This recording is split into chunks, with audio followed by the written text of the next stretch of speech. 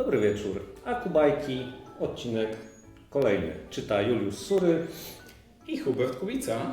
I dzisiaj wyjątkowo Sohail Farzam. Okay, so today we will try to speak in English.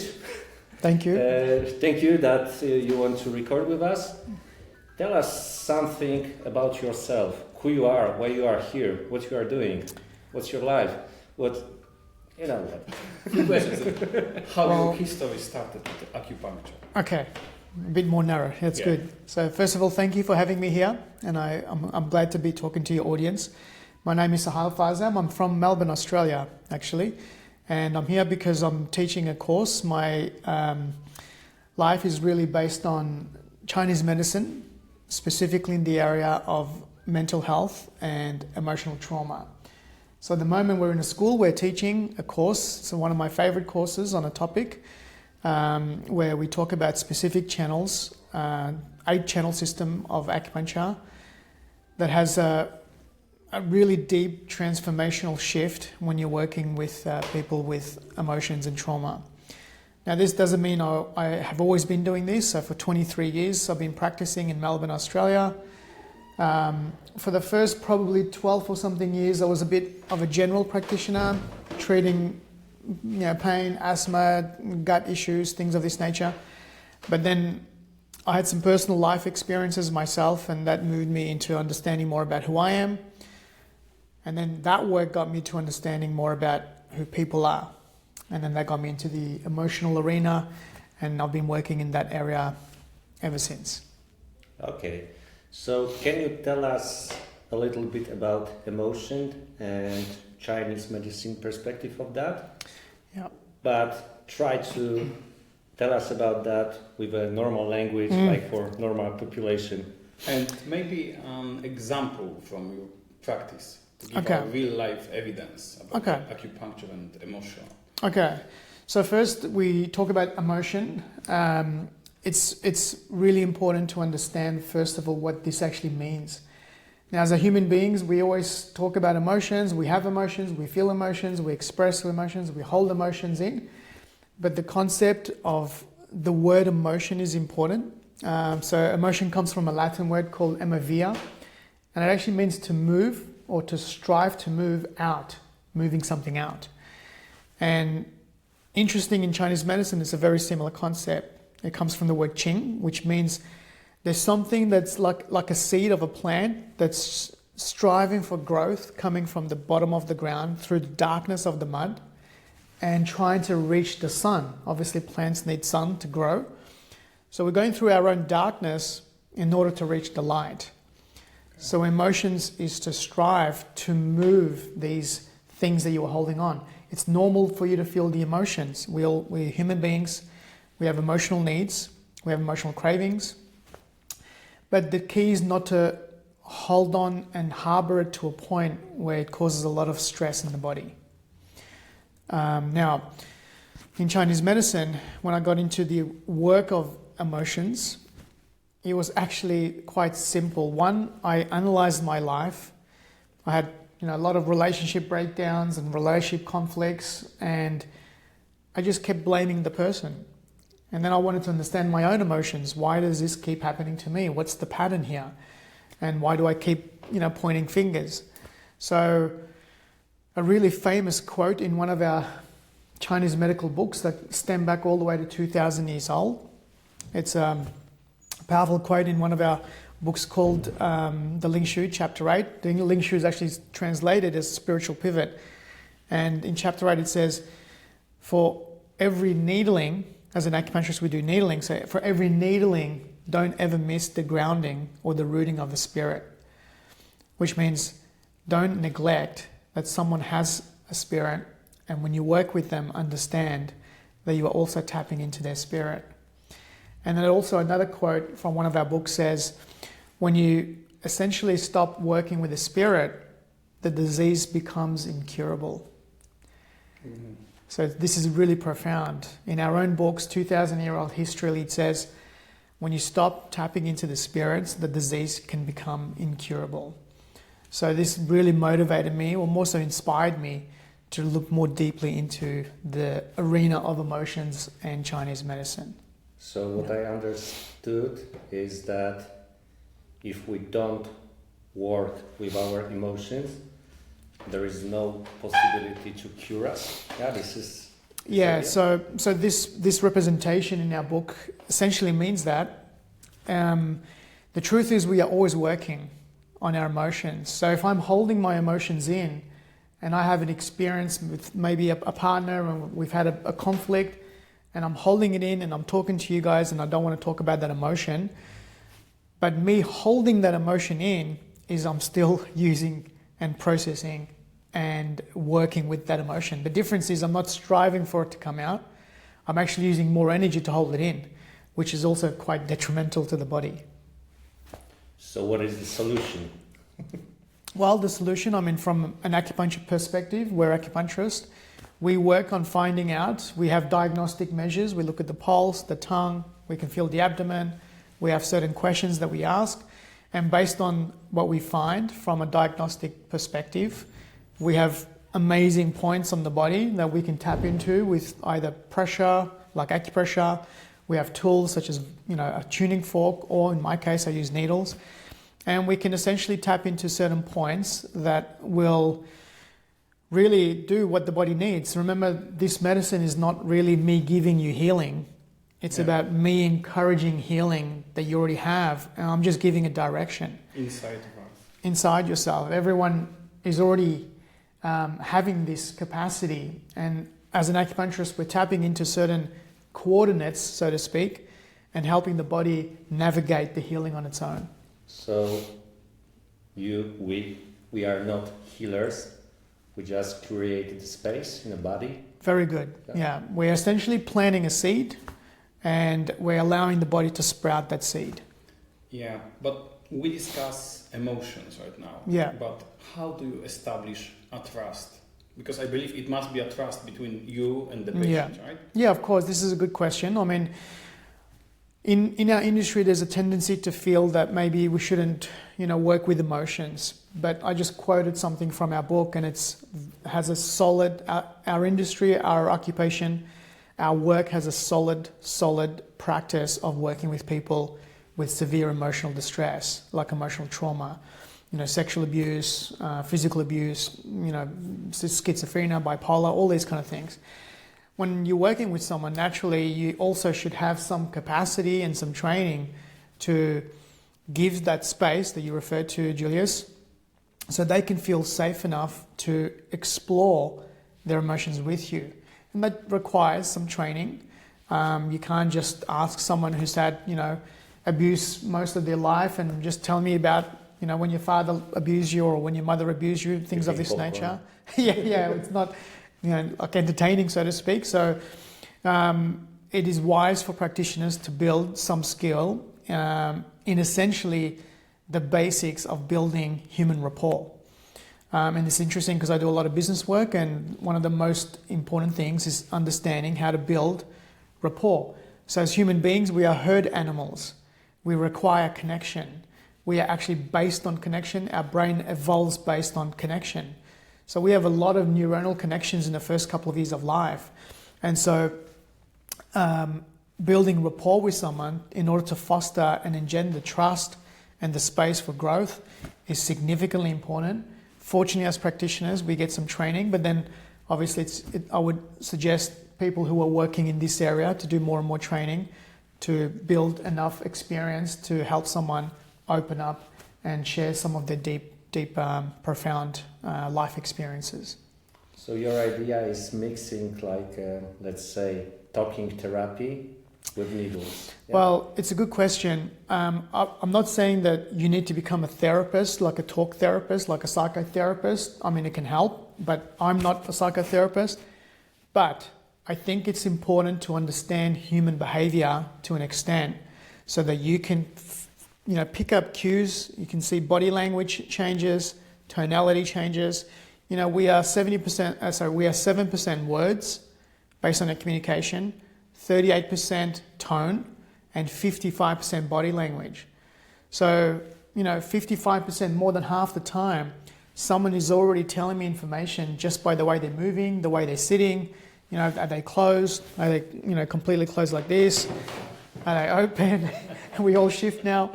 So, yeah, all this is advisable, and I would suggest that people just develop an experience of understanding human behavior. But no, it doesn't mean you have to become a talk therapist. I mean, I believe so much in our medicine that you don't have to talk to me just based on, an observation, and I can do some needles and the needles will do the job. I'm just a guide, but your body will know what to do with the energy. So we need to trust our body. I think it's a good point that you bring up, because in my experience working in this arena, it's really about my personal cultivation in order to help other people in their journey of self-cultivation. It's a little bit unproductive and unwise if I'm carrying a lot of emotional baggage and then I'm dictating terms and judging and trying to tell people how to do things. So I'm constantly focused and working on myself every day. My own emotions, I'm a human being, things come up. I'm constantly processing things. Self-cultivation, because that will engender and foster a relationship where they too can actually heal. For example, if you have a similar emotional past experience that I resonate with, and I'm still in that moment and I haven't dissolved it, I might be a cap to your healing, right? I could actually be capping the healing because we resonate at the same emotional frequency, and I think I'm helping, and to an extent I am, but I could also be the cap to your healing. Okay, don't start talking about quantum physics. No. it's not about that. But 2 minutes ago, you used the very famous word, especially here in Poland, like trauma. Yeah. Because it's very famous that now everyone knows that we all have traumas, and this is my trauma, this is my trauma, Yeah. What can I do? The title of your course is Transcending Trauma. Yes. So what I understand with this title, for me it means that it's really good to have trauma. I don't know if I would word it exactly like that. It's really good to have trauma, because when you're having trauma, it's quite uncomfortable, of course. But what's important is understanding that there are very significant, purposeful lessons behind the trauma. So essentially, trauma is a fragmentation of our experiences that takes us away from a state of love and wholeness. And we have these fragment parts, like broken parts. And then that experience is there so that we can learn what we need in order to become whole again. So a very famous quote, and I can't remember who said this, but I love this quote. It says, healing is not about becoming healthy. Healing is about becoming whole. So trauma is one way that we have an opportunity to become whole again. Okay, so That is deep. this is the main idea of your course. Yeah, like to teach us how to help people finding the path thanks to the trauma. Yeah. Yes. Now, most of the time we are not very conscious individuals. We are unconscious, living our life based on imprints from our early upbringing, ideally in the first 5 to 10 years of life. My idea is to help people with the realization that nothing is missing. In every experience that we have, everything that we've ever perceived is missing is always there, but they're just appearing to us in a form that we are not ready to either receive or resonate with. And so my job and my work is to help people understand that they are already whole. Now let's see how we can optimize that. Okay, so what I understand, using this point of view, I cannot blame anymore my parents. This is very important. Yes. Everyone blames the parents. Come on. So we come from somewhere, that's our parents. So obviously we are here because we were given birth. And yes, we all have some challenges and conflicts, and there's good and bad in our early development with our parents. But here's an important statement that I learned from one of my mentors. And he said basically that whatever you have done and whatever you have not done, you are worthy of love. And I asked this to my clients. I said, do you believe that whatever you have done, whatever you have not done, do you honestly believe that you're worthy of love? And they say, yes, of course. And I go, well, if that's true for you, then that means that also applies to people that you resent. And that could be your parents. And don't forget, your mum and dad also had a mum and dad. So they're just living a story, conditioned story based on their own observation and experience with their own parents. It's just a story. Every human being has a story and they're living their life based on that story. And my role for myself and for my clients is to help them identify that story and optimize that story. I'm not saying you become a master. That's a lifelong thing. I'm just saying, how can we constantly evolve our consciousness and constantly evolve our way of being so that we can optimize our life, so we thrive in life and not survive. Okay. You said story. Yes. Can you tell us a story from your practice? Mm-hmm. Because some of us are skeptical about acupuncture or simply unaware about this type of the healing. Yes. So can you give us a real life story? Sure. I mean, the common one that comes up to me, which I think was quite profound, is a lady that I was treating, approximately 55 years old, and she said to me that she has had depression and anxiety and fear and all these kind of things for about 50 years of her life. So she was about 55 when I saw her. So basically, since she was 5 years old, she was in some form of depression or anxiety. And that was because she said that, my father and my brother abused me, sexually and physically abused me. So she spent a lifetime essentially living with this story that this is what my dad and my brother did to me. So long story short, just helping her identify some things in her language and her tone and asking some questions and getting some answers, we realized that the main culprit of her emotional desperation and suffering was that she believed that it wasn't so much that the father and the brother abused her, it's that her mum never supported her. And so we shifted her mindset essentially around the suffering, and that really quickly shifted her into healing mode, and she overcame a lot of the suffering that she had experienced for 50 years because she believed in a story that was true for her, which was, these people abused me. But abuse is a label. You can't heal the abuse. You can heal what stemmed from the abuse. And in her case, we got into the deep part of it quickly, and we realized that the main emotional trigger was that her mum never, in her mind, her mum never supported her. Once we clicked that, it was an aha moment. She was liberated from that, and that shifted the dynamic she had with the parents very, very quickly. So she understood her story, her fairy tale? She understood hers, and she understood her parents as well, right? She understood where she's coming from, and then that helped her identify, well, why do I feel my mum never supported me? And then she looked into her mum's story. She understood where her mum's parents came from, and so this story just keeps going. We have an opportunity in this life to stop this dynamic that's been happening through our lineage in time. And we are here to, hopefully, in this lifetime, we can maybe stop that story that causes us to suffer. The Buddha says, pain is inevitable, but suffering is a choice. So we can actually shift something based on shifting our perception. Okay, I think with this sentence we can stop because he's warming up. And he can talk, believe me guys, he can talk like that for next 5 hours. So you got 2 minutes for advertisement. Okay. To talk about your course, Transcending Trauma. Okay. Why, what for who, where, I don't know. Okay, so I've been doing this course called Transcending Trauma.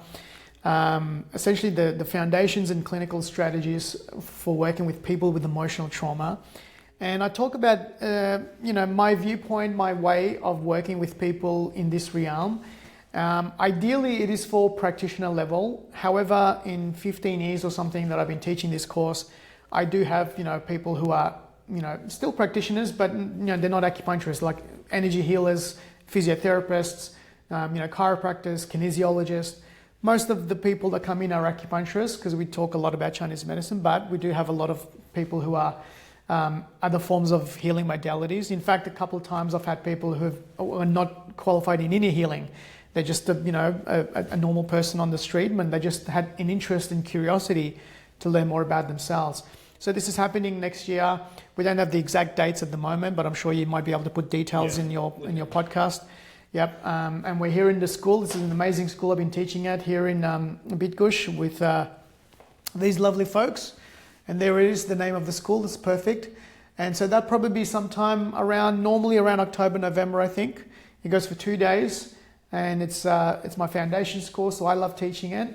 And it just really sets us up the template of how, I see working with people who have some sort of difficulty around mental health and emotional trauma.